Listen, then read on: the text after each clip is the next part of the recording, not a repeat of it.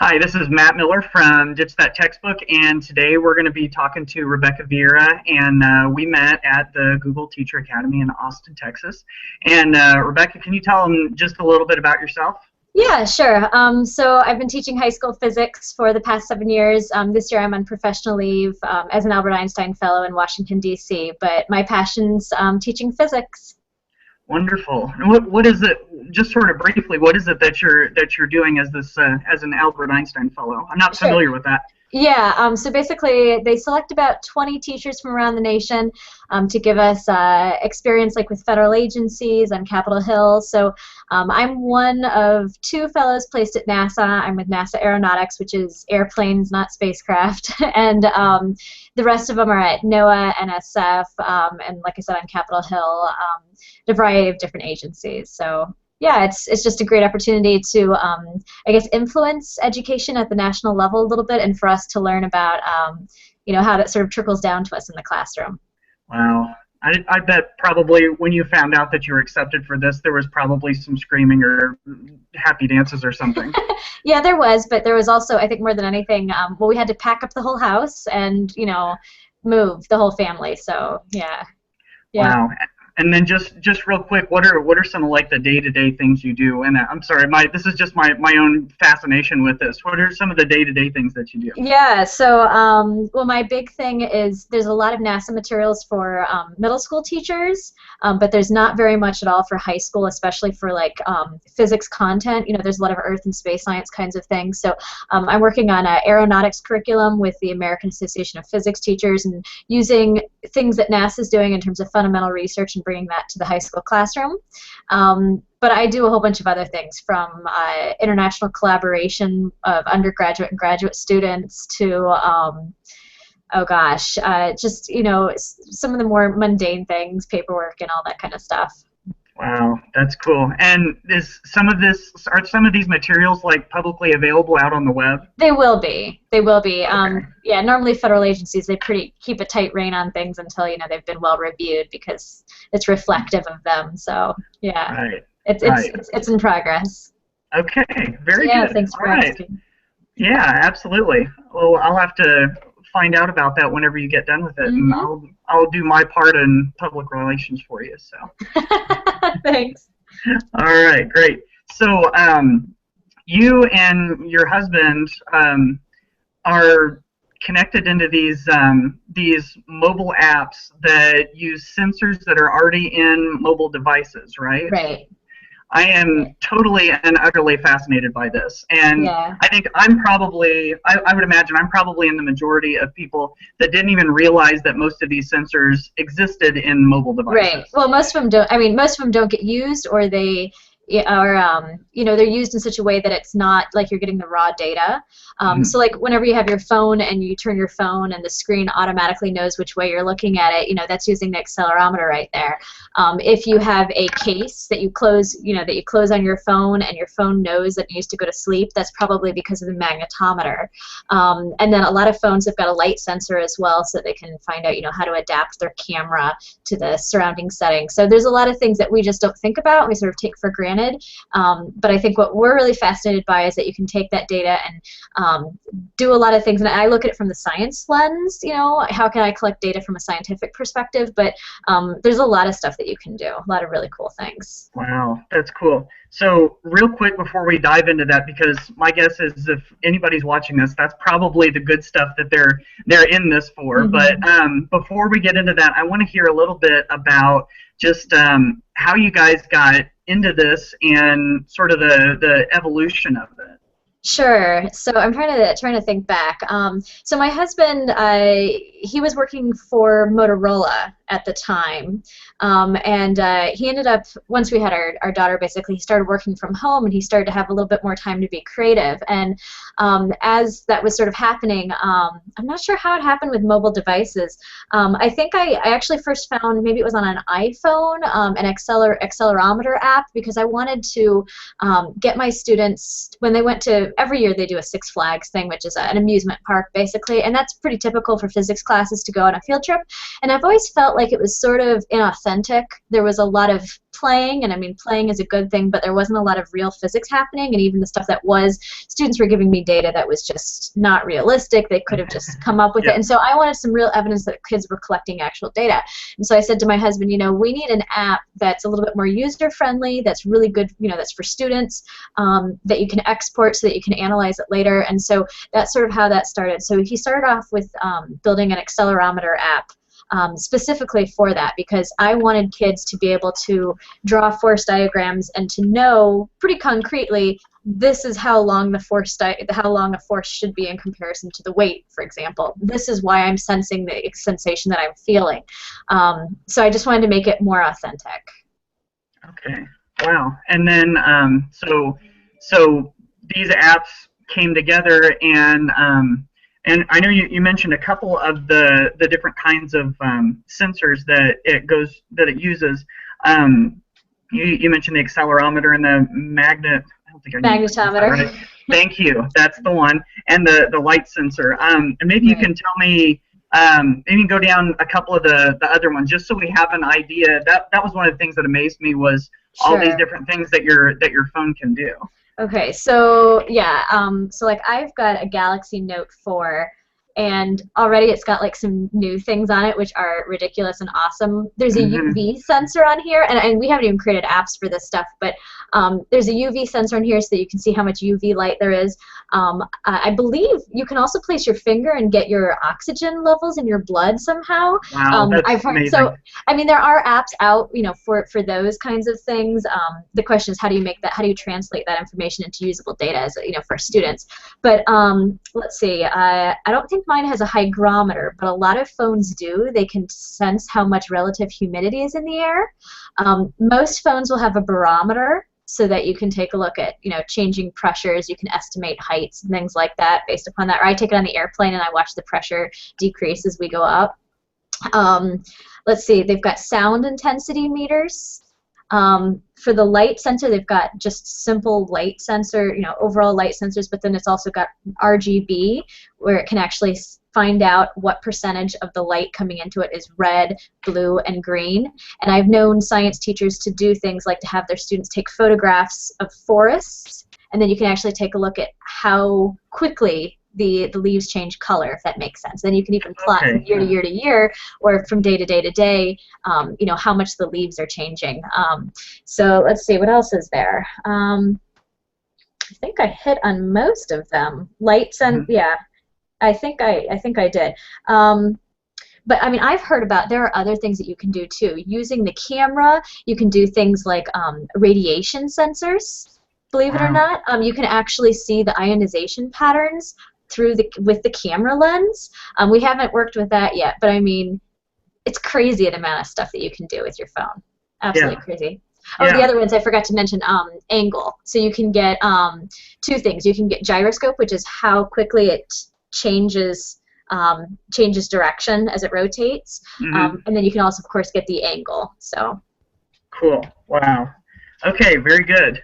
So remember, if I saw some of these either from posts on Google Plus, or if this was actually in Austin at the Google Teacher Academy, but I can think of a couple of basic things that you've done that come to mind. And my guess is, you know, if we have teachers out there that haven't done anything with these apps yet, they might be looking for just a real simple, basic type of way to get into it and get used to using it before they start getting into the more advanced things. And I remember one thing I remember seeing is seeing students holding a tablet or something out at arm's length, trying to do this in my camera so that you can see it. And then they spun around. And that measured, remember, I'm a Spanish teacher, not a science teacher, so forgive me if my terminology is horrible, but as they spun around, they were able to measure something. Can you tell us a little bit about that activity? Right. Yeah. So they were measuring centripetal acceleration. So, under normal circumstances, if there was so as you were spinning, if you let go of your phone would fly off to the side, tangent to the direction of your motion. So, in order for things to go in a circle, you have to pull them inward. And so, based upon how students spin, if they spin really fast or really slow, or if they've got long arms or if they've got short arms, that's going to influence how hard they have to hold on to the tablet. And so, if you can get students to spin at a pretty constant speed, and I had I had a ballerina last year, which was really awesome. Oh, that's perfect. She could do these wonderful pirouettes, and then you can have students estimate the centripetal acceleration, and also the velocity, the tangential velocities based upon things like the radius and the acceleration. So pretty cool stuff. But I mean, you can go quite a bit simpler. I mean, I think the thing that makes phones a little bit scary sometimes for people is that you're dealing with 3 dimensions. Normally when we start off like in simple science, we talk about one-dimensional motion and then occasionally 2-dimensional motion. And this gives students the experience of really the 3D world. And so what I like to do is I have kids turn on, let me see if I can actually get this on real quick. This is my husband's tablet. My husband always pulls out tablets and I'm like, where did you get this? And he's like, oh, we've had it. And he's got all different types of tablets here. A nice problem to have. Yeah. Yeah, and then he gives me all the leftovers. So let me just real quickly take this to accelerometer. Okay, so I don't know how well you're going to be able to see this. Can you? I know you can see your reflection. Sorry about that. Right, that's okay, but I can see the graph in it. Okay. So the first thing that I have students do is I have them understand the different axes. So I have them shake up and down, and then you'll see, in this case, is that the yellow, or is that white? I think that's hard to tell, but I can see that one of them is taller. White. So. That's white. So that was the x-axis. If I go in a different direction here, then now you should be seeing, I think that's the green axis. Yep. And if I go like this, you'll see the yellow axis, which is the z-axis in this case.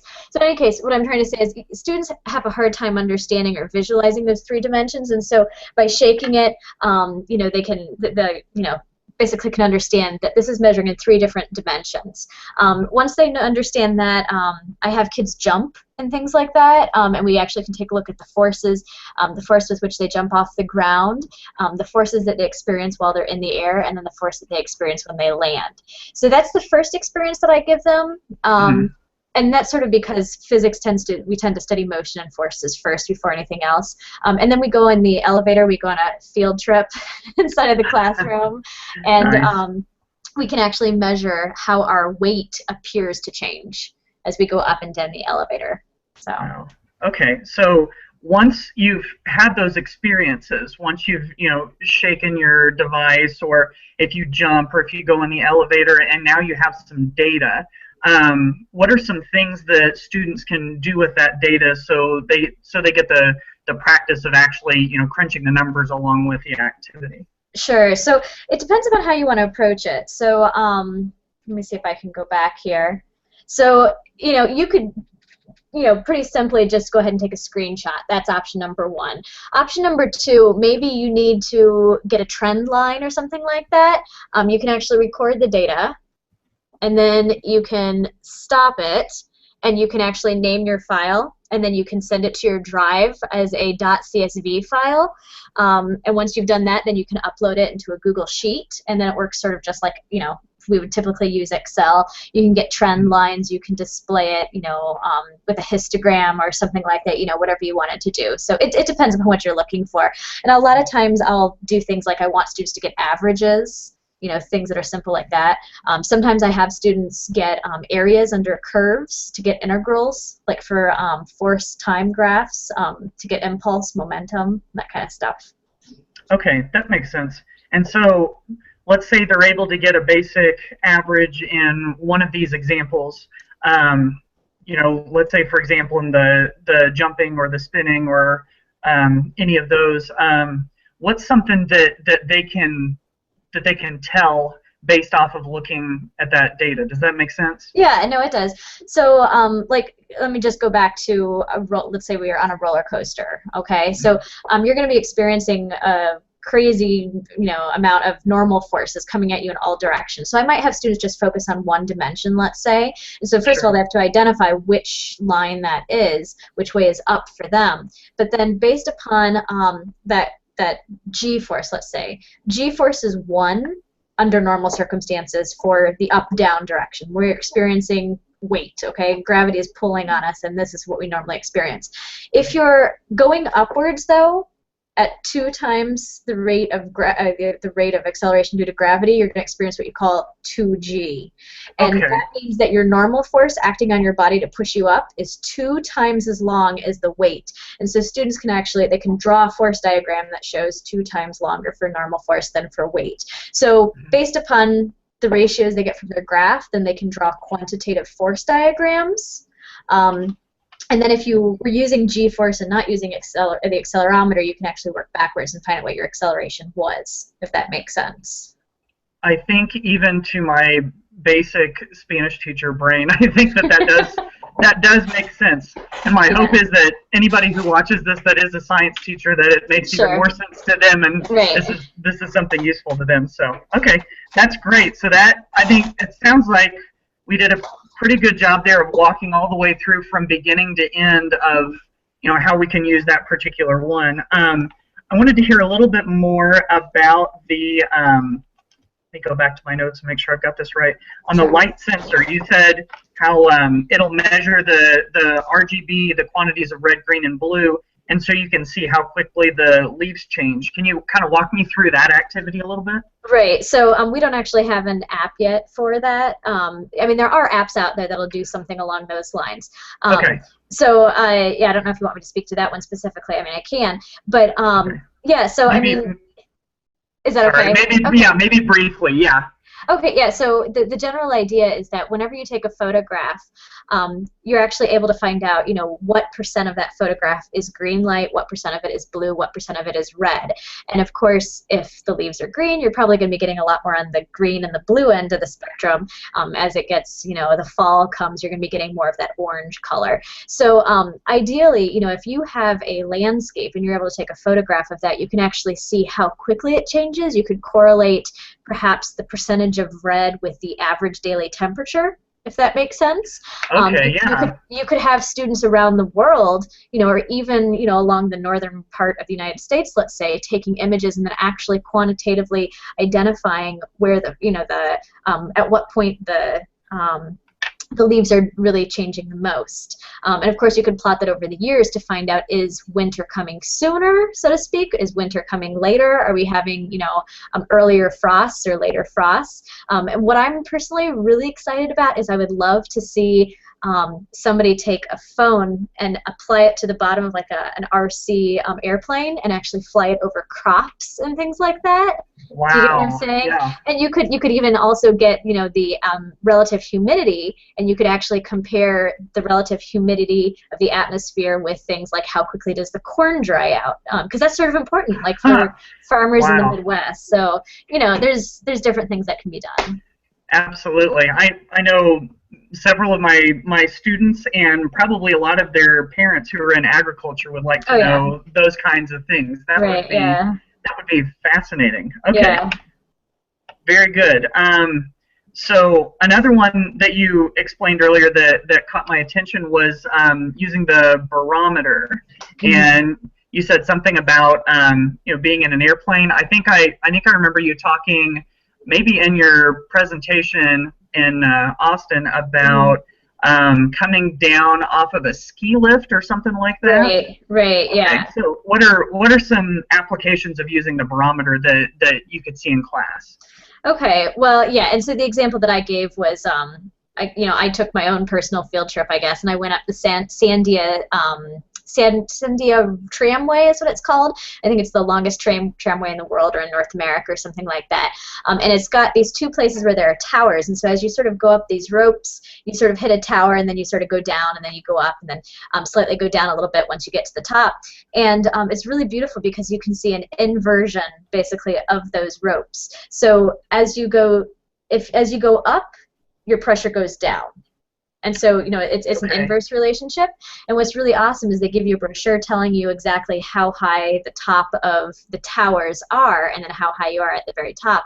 And knowing things like what the average pressure is at sea level, you can actually estimate how high you are, or at least the displacement between 2 points that you know based upon the difference in air pressure.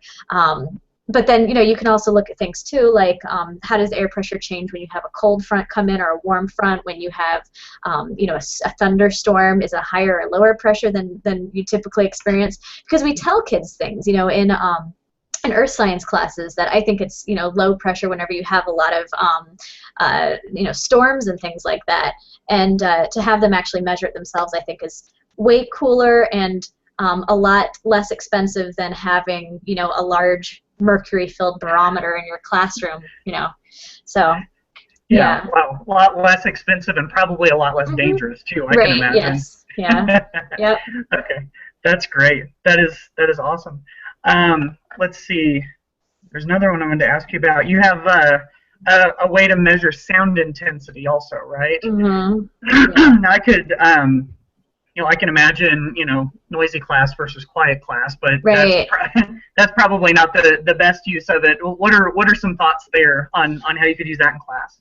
So, the sound intensity and light intensity, they tend to be inverse square laws, which means that as you get 2 times further away, it's 4 times weaker. And so with both of those things, you can get yourself either a sound source or a light source that is a point source, meaning that it's pretty much behaves like a circle that's radiating in all directions. And then you can either move the sound source away, double the distance away from the sensor, and see does it, decrease by a factor of 4. You can collect multiple data measurements and then get yourself a graph as well, and then fit a curve to that and, derive your relationships. And I think things like the sound sensor are really important because what we perceive as loud and soft isn't necessarily the same thing as actual sound intensity, if that makes sense. And it's also true with light intensity. When you look at a light bulb, you might look at 2 light bulbs. The first one is dim, and the second one is much brighter, but we often perceive it as dimmer because whenever we look at something that's really bright, what happens to our eyes, do you know? Mm-hmm. Right. Our pupils get smaller, which means that we perceive things as dimmer. And so our perception of the world isn't always reality, so to speak, and that's why these external objective sensors are so important. Okay, yeah, absolutely. And what are some, do you have any suggestions for what you should measure as far as light and sound? What are some ideas of creating the light and the sound? Yeah, well, frankly, you could use another cell phone, to be honest, because an almost perfect point source is, your flash.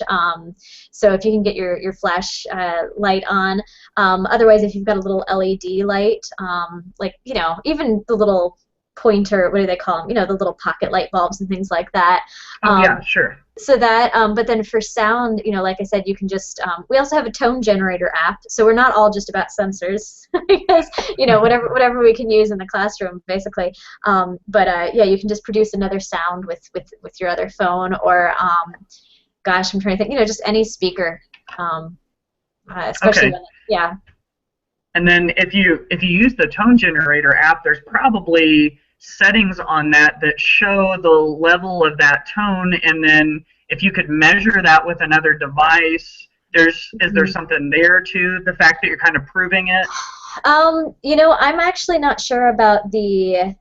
Okay, well, with our tone generator, it does not have. There's a qualitative intensity, but it's not quantitative, and I think that's because sometimes phones have got their own different settings. It's going to depend upon things like how big is your speaker, and how good is your speaker. So yeah, but you could certainly take two different phones, and have them, measure and see, are you getting the same measurement on 2 different phones compared to that, the one producing phone, if that makes sense. Yes. And I say phones, but I mean tablets too, right? And then let's not forget, there are some things that your computer can do too, like, you can, a lot of us have played with Audacity and things like that, so, you could also measure things on our computers, yeah. Sure, yeah, that makes sense. By the way, I have to tell you that this is possibly one of the most frightening Google Hangouts that I've been on in a long time, trying to ask you questions about science and not knowing whether my question is going to make me look like an absolute fool or if it's actually a good question or not. No, they're all good questions. Okay, all right. Well, we'll hope that I'll continue that trend. I don't know. Sure. We'll have to see. So, okay. Can you think of? I've been trying to go down the list and you know, maybe touch on some ways that these different sensors can be used in class. Can you think of any other ideas, either with sensors that we've already touched on or something that we haven't touched on? Well, I mentioned magnetometer, right? Yes. And again, magnetometer, if you have a point source, let's say, for a magnet, or, you know, just a small magnet, let's say, again, you can do that inverse square law. But I wish I had my Google Cardboard. Oh, I do. I've got my Google. Are you familiar with? I saw a picture of this on Google Plus. Yeah, right. This is interesting. Okay, so I'm so excited about cardboard. So basically, they say you can make this out of a pizza box. And I mean, truly, you can if you were creative. But there is a NFC badge right here, so your phone automatically knows that it's there. And I'm assuming that it's magnetic. I could be wrong. I'm not exactly sure how NFC works. Maybe it's not. But there is a button right here, and the button is incredibly clever. There is a stationary magnet inside of here, and then there's a magnet on the outside which is attracted to the magnet on the inside, and as you pull it down, it gets attracted back to the top.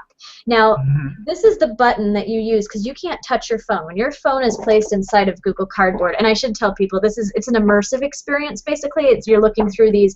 You can watch movies, but you can also look at photospheres and things like that in here. But when you place your phone in there, you can't access your phone anymore. And so you have to use this button in order to control, you know, changing the scenery and the setting that you're in. And this button is not connected to the phone. It's completely and entirely dependent upon the phone's magnetometer. And so it's looking for the change in the magnetic field, and that's how it knows to you know, do whatever you're telling it to do. So I mean, seriously, the use of the, you know, of even things like the magnetometer, I mean, that's crazy. That's awesome that you can control your phone based upon an input, you know, from a magnetic field. So, I mean, I guess we've been doing that ever since the invention of radios, but I mean, still, it seems fascinating. So. Sure. Yeah, absolutely. So this Google Cardboard, you said, is an immersive experience. What does it do? So yeah, there's a whole bunch of different kinds of apps. Frankly, there's a lot of companies out there right now that are giving you the experience of like riding in a car. So I know Volvo has one, and so while you're riding in the car, you're able to look around and see the insides of the car. So, you know, there's a lot of things like that. I've seen games where, you know, basically as you turn, you're turning inside of the scene, and so you're able to get a 360, you know, all-around look at, you know, whatever you're looking at. Google, for the Google Cardboard experience, like the introductory app that Google provides, they give you the example of going through a historical site where they have some sort of audio over, as they give you a tour of Versailles. You can do Street View with Google Maps or Google Earth, I think, and you can sort of, you know, look around. But the idea is they're trying to involve Google Cultural Institute. Are you familiar with that? Yes, I am to some extent. Okay, so basically they are trying to reach out to different agencies and organizations so that people can see inside of places without actually having to go there, if that makes sense. Yes. So, so definitely. when I say immersive experience, I mean it's you put them on, and if it's nighttime and you're looking at something during the day, I mean, it is physically a bit disturbing to take it off because you're in a totally, completely different world than you were. Yeah. And then you come back into the real world, and it takes a little acclimating to get back. Yeah. Wow, that's amazing. And you said it could potentially be made out of a pizza box. So is this something that you put together yourself, or are there certain things you have to order, or how does it work? So you can order it from, I don't know, I think we got ours off of Amazon, but I mean, Google officially sells them. You know, they're very nicely cut out. It comes with a couple of magnets, and I think the most important pieces are the lenses that are in there. I mean, you could get those things yourself, but yeah, I mean, it's totally, you can totally unfold it, and I don't think I'm going to hurt anything by taking it apart, but I mean, it literally folds down to a flat piece, and you can take it with you on your airplane. So it's really pretty awesome. So yeah, it just, this is amazing, and I didn't even know that this product existed. I didn't know that Google was doing this at all. This is one of those the 10% projects. So, you know, Google gives people time to work on their own projects of interest, like 10 to 20% of their job, basically, and they say go out and be creative and do something awesome. And so this is one of those projects. It was not intended to be, you know, it wasn't spearheaded by Google. This was a person's pet project, effectively.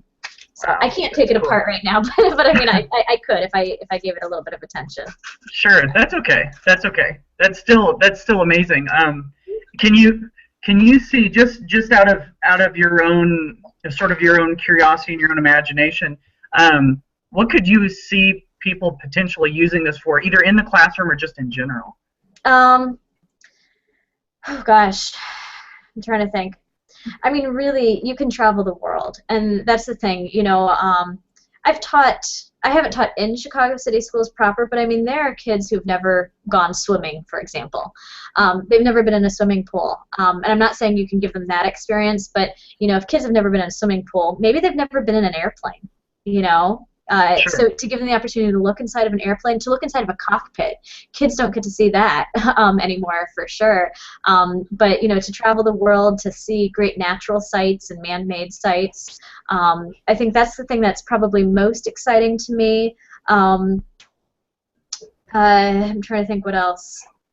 I just think it offers a new level of entertainment too. I mean, I know my 4-year-old is, you know, totally into it. So I think big TVs are just that's an old fad, I guess. That's right. That's not where the future is headed, right? Right. Yeah, absolutely. Okay. Very good. I know we sort of got off on a little bit of a tangent with that, but it was an interesting one, I think. Yeah, so. No, I agree. Yeah. Okay. So if teachers are interested in using some of these sensor apps, I was wondering if you had any just sort of general words of wisdom or advice for them as they're trying to come up with their own classroom experiences, or maybe trying to develop some lessons around using these. If you had any tips for especially the beginning teacher that's just learning about them. Well, I guess the first thing that I would say is, you know, seriously look at what you can do with the technology that you have, that your students have, because I'm a firm supporter of, you know, there's a lot of probeware companies and things like that for science, and that's fantastic. They're professional and they're wonderful, but it does require specialized equipment and does require a decent amount of money. And if that's just not an option for a teacher, I think with things like the next generation standards, science standards, with, you know, even Common Core, you know, we're not dealing with black and white stuff anymore. We need to be looking at messy real world data, and unfortunately for students that's scary, but perhaps even more unfortunately for teachers, that's a very scary thing, to be dealing with you know, imperfect data, let's say, in the classroom. So Sure. I think the first thing is, you know, teachers need to become comfortable with the idea that there's not always a right answer. Teachers need to become comfortable with the idea that data may not always be pretty. The answer may not always be obvious. So I'd say, you know, it's important to fiddle. I think, like always with technology, you've just got to take the time to invest. And it's not something, you know, whenever you use a technology, it shouldn't just be a supplement. It should be something that hopefully you start at near the beginning of the year and you sort of work your way up, you know, through the, what do I want to say, you know, to a higher level of incorporation throughout the rest of the year. So, Sure. But then really, you know, I'd encourage teachers to reach out, because I think there's a lot of interest in using sensors, but there's not a lot of people aren't sure exactly what to do with them. Exactly, yeah. And, you know, and so I've tried to get this Google Plus community going, and again, there's a lot of interest, but nobody else is posting. Most of the interest that I have seen has been international, primarily from Germany. They are big users, partly because they're Android people, but also because I think there's a greater acceptance of the dirty, yucky part of science, if that makes sense. Yes. So internationally, I think this is where things are going, and I think we just need people to collaborate and share ideas. And you know, my husband, you know, he develops the apps, and you know, and so we're happy to share ideas, and we're happy to take ideas and advice from people who are using these things too, because we have made these free and totally available to teachers so that they are used. So if there's something or a feature that a teacher wants, they just need to write to us, and we'll do our best. And most of the requests that we do get, we're able to make the modifications pretty quickly. So so I guess yeah. Yeah, that's really nice. I found just in general, whenever you have a an app or a website, or within the education realm or wherever, if you have good responsive support that's willing to do that, willing to take some suggestions and actually incorporate them, but also to be accessible, so that I'd imagine if a teacher really wanted to use this and was having trouble making heads or tails of the app or figuring out ways to incorporate it, that they could probably get a hold of you and you'd be really responsive to that. Yeah, absolutely. Yeah, and I mean, frankly, we're flattered when people use it. So we'd love to hear about it, because, and I think that's the really awesome thing is, whenever you do something, whenever you share something with the world and people sort of take it on and sort of help you live out your dream, that's really a wonderful thing. And building off of each other, sharing those ideas, and not just keeping them isolated in your classroom, I think is really important. Sure, absolutely. One of the things that I heard you talk about with these, and maybe you can touch on this briefly, is not everybody that uses these apps are connected to education, right? Oh, no, yeah. People have used these in industry. My husband was working with a guy, I think it was at Columbia University, who was, this was before the time of Android Wear, so I mean we're talking 2-3 years ago. This guy had sent my husband a whole bunch of little tiny phones and asked my husband to develop an accelerometer, app for these phones so that he could place them on ballerinas, so that you could actually quantitatively identify which ballerina was better than the other. But then we've also had fighter pilots wear them, strapped to their chest as they go up, because otherwise they normally are out there buying thousands of dollars worth of special accelerometer equipment to find out how many G's they're pulling. We've had there was some guy who did a thesis, his master's thesis on laying concrete. Something to do with the roughness of the concrete. He was testing with the accelerometers. We've had medical doctors use it to research head trauma, a whole bunch of different things. So, yeah, industry, education, health, yeah.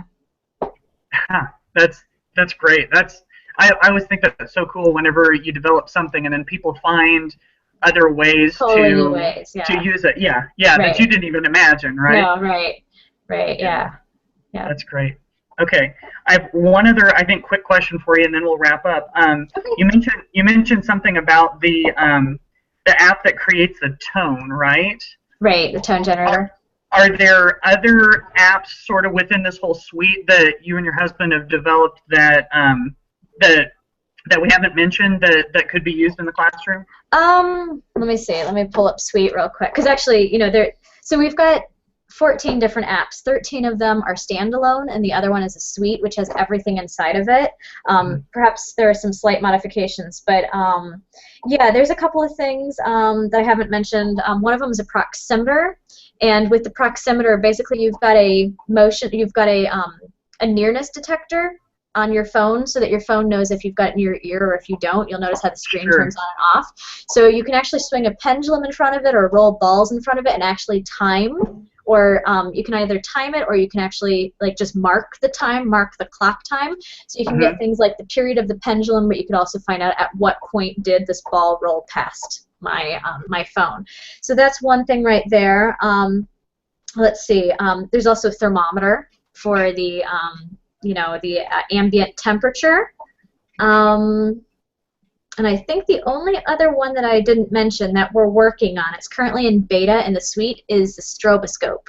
So stroboscopes are really awesome no matter if you're in physics or not. I mean, dance parties, whatever. I mean, because they're pretty strong, it's pretty strong flash. But what I'm using it for is, so you use your camera and then you can change the frequency of it. I'm using it for, I've got a little remote control helicopter, and if you get the room dark, I can make my stroboscope perfectly match up with the spinning frequency of the helicopter blades, and then based upon what the frequency of the light is, I know what the frequency of the helicopter blades are. Wow. Now, that becomes important to me because I can find out how much lift it generates by placing it on top of an electronic balance. And so I can increase the frequency, find out what the frequency is, and see how much that increases the lift of a helicopter. So again, this sort of all goes back to the aeronautics stuff that I'm working on with NASA. And normally stroboscopes cost between $300 and $500. So automatically, yeah. think about the savings there. And I mean, really, you know, and the accessibility now that, you know, that students have. You can have, you know, a whole bunch of stroboscopes in the classroom. I don't know how healthy that is for the seizure prone, but you know, it's a major savings. Yeah, and I bet this is probably got to be really rewarding. You said accessibility, and that's the first thing that I thought of when you explained the stroboscope, is that now with all of these sensors within these mobile devices, students have access to the ability to do these things that they probably wouldn't get to do because it would be so expensive. And that's not just right, and it's not just even in the classroom anymore. I mean, you can have your kids go home and collect legitimate laboratory data, you know, at home or when they're the passenger in a car, or you know what I mean, whenever, wherever. And that's the thing that you want students to see, is that it's not just at school. You know, there's so much more that you can do. Yes, absolutely. Yeah. Gosh, that's a huge lesson that I think all of us educators could take to heart, is that learning, especially in these days with some of the technology that we have available to us, learning doesn't just have to happen at school. Yeah, absolutely. Yeah. Okay, tell us where we can get our little hands on all of these apps, and if there are any resources to help us use them. Sure. Okay. So we've got our apps available in the Amazon store as well as in Google Play. Go to Google Play though, if you can. That's where we've got most of them, or that's where we have all of them. All that you have to do is just use the Google search Viera software. That's Viera software, and it should be the first link in the Google Play store. And then if you want some more resources, you are certainly welcome to contact me at rebecca.elizabeth.viera@gmail.com. And then I've also got a Google Plus community called Mobile Sensors for Learning. Okay, and I will add links to that in the YouTube video and in the post and the on my blog. So that was called Mobile Sensors for Learning. Maybe it's Mobile Sensor Apps for Learning. I'd better check real quick. Give me 1 second. And who owns this community anyway? Yeah, I know. I'm sorry. I know. Isn't that crazy? No, that sounds like something I would do. That's no big deal. It's Mobile Sensor Apps for Learning. Wonderful. Okay, so I will make sure that we have links to all of that, and you know, hopefully, I think this would be awesome if this just took off, and you know, just think of the lab practice that kids could get just, you know, using these things that they're carrying around in their pockets anymore. Well, and you know, one thing that I'm interested in is, you know, with this real emphasis on, you know, 21st century learning, I'm curious to know, how does this expand beyond the science classroom? Because that's, you know, science is my specialty, truly, but you know, I could envision that there's got to be other applications outside too. You know, foreign languages, it's probably a toughie, but you know, when it comes to public speaking, for example, you know, we're always telling kids, speak up, speak from the diaphragm. Wouldn't it be awesome for kids to be able to quantify if they're speaking loudly enough? I mean, that may seem really cheesy, but right now we don't have a tool, or you know, we're currently not using tools like that, which could be really effective for students. So, you know, there's lots of potential, and I'm curious to see what that is. Yeah, absolutely. And if I can't think of anything else in my foreign language classroom, maybe we'll just do the stroboscope and have a dance party. Yeah, sounds good. All right, great. Well, hey, thank you so much for coming on and talking about this. I mean, it's got to be easy for you being a passion of yours, I'd imagine. Mm-hmm. Yeah. Yep. Thanks for having me. Wonderful. All right. Thanks so much. Yep.